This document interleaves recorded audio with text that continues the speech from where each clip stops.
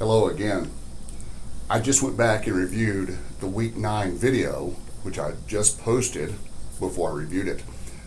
I was trying to cover a lot of information in a short period of time because if you're like me, you don't really like long videos. I like videos that are short and get to the point.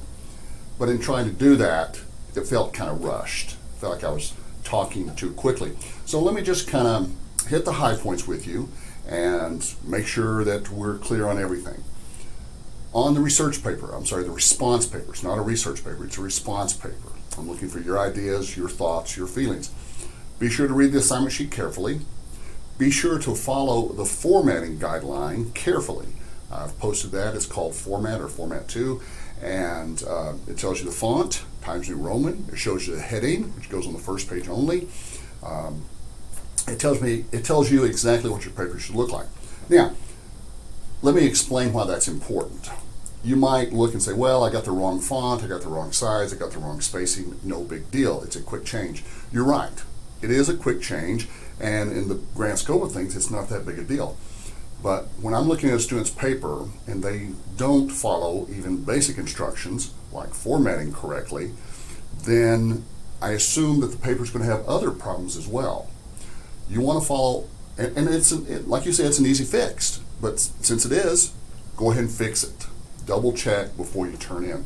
Write your paper now. Give yourself an earlier deadline than the one I've given you. Give yourself time to go back and make changes. Good paper's not written overnight.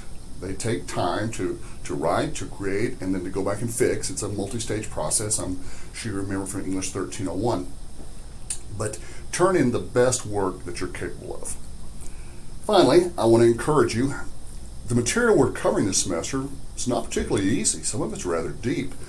I encourage you to read the material more than once and take notes as you're reading.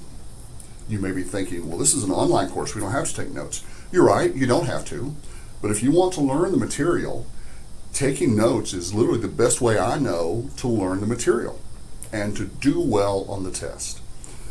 So take your time, go slow, read it more than once, look up supplemental information if you need to, ask questions if you want to, and let me know how I can help. Thanks and have a good week.